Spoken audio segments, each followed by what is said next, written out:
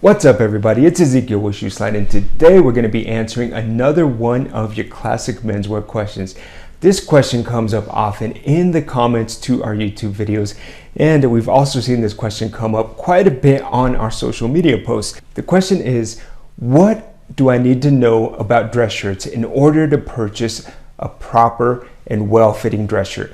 That is a great question because, as you all know, here at Shoeslide, we love and appreciate all quality, well-made leather shoes, and we believe well-made shoes are the foundation of every man's wardrobe.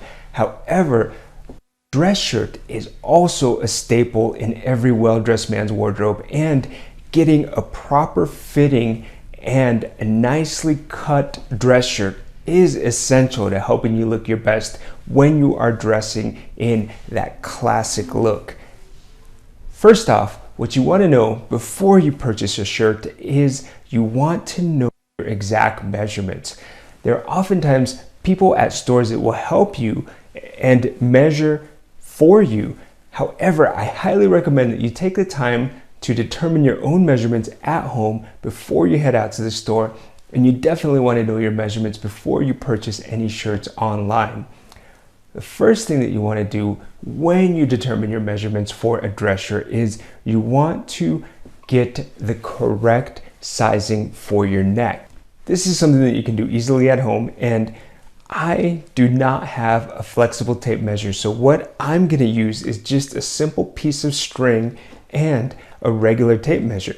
Now what you want to do is you want to go ahead and take your string and you want to just place it around your neck where your shirt collar is going to lay, and you want to make sure that when you place the string around your neck, keep it a little bit loose. You don't want it too tight. The good rule of thumb is to be able to place 2 fingers between the string and your neck, and that will help you determine a nicely fitting collar length that is not too tight and not too loose. Now after you've determined that, what you're going to do is you're going to go ahead and take your piece of string and just use your tape measure to measure off that section of string. Now what I have here is a 15.5-inch piece of string, and that is my neck size. That is the size that I buy all of my dress shirts in, 15.5. The next thing that you want to do is you want to determine your arm length.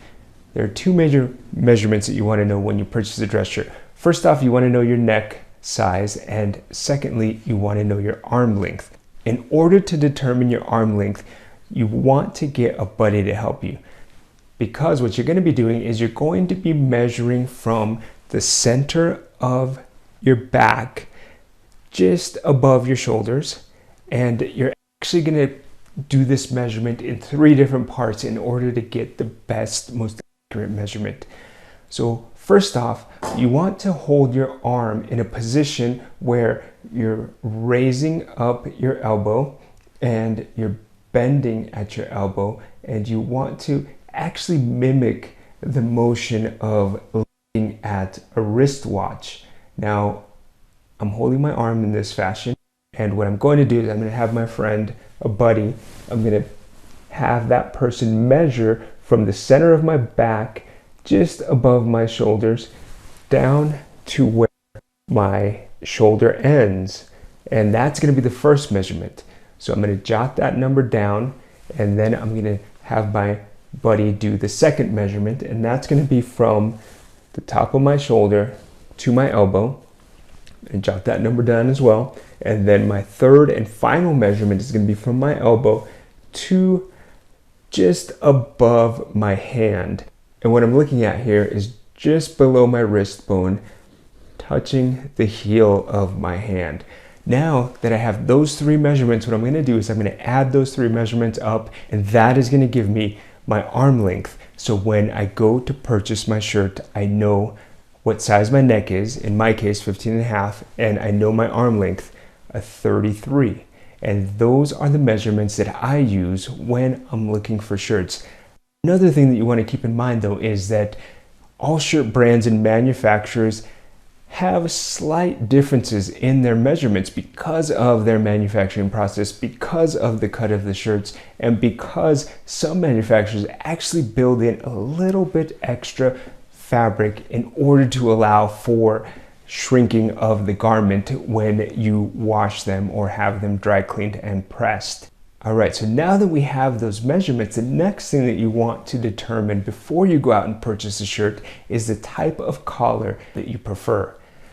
As I mentioned in a previous video, most of my shirts have spread collars. Spread collars are a nice in-between in the fact that they are not as narrow as point collars and they are not as open as cutaway collars. It's just a very nice middle ground that allows me to use a variety of different tie knots. I recommend that you at least try on a spread collar and see how it looks on you, because that's something that's going to endure the test of time and will stick around as trends come and go. The one thing that I do not recommend for a dress shirt is a button-down collar.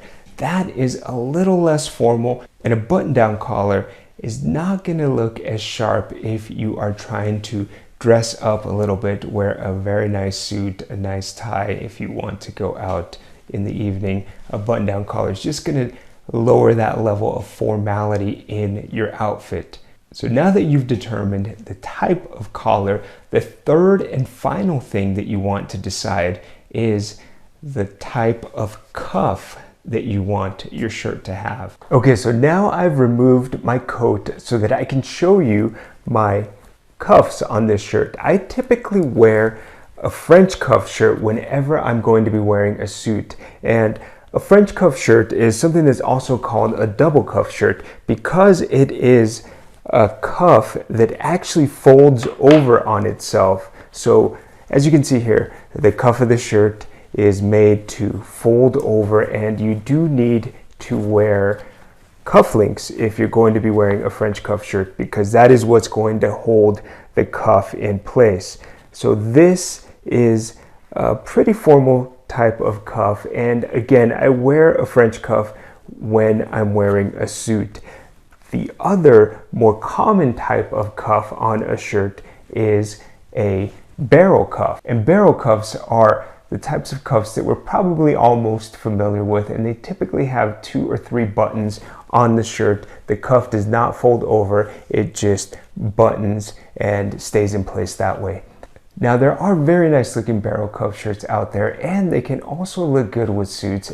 I just prefer to wear a French cuff. Okay, now the last and final thing that you want to know about your shirt before you decide to purchase one or before you decide to order one online is you want to know what type of fit you prefer.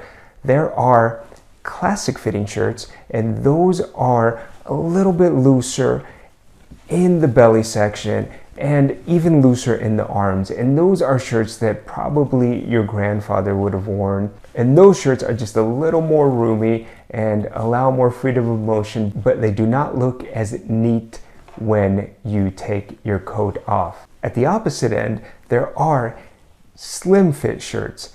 Slim or skinny fit shirts are extremely snug, and they provide that really snug silhouette that most young men prefer these days. I prefer a middle of the road type of cut to my shirts.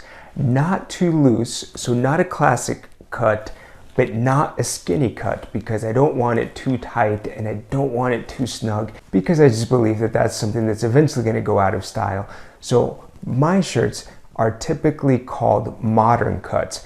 Again, not too loose, but not too tight. That covers the basics of a proper dress shirt. Thank you for watching, and I look forward to your questions and comments.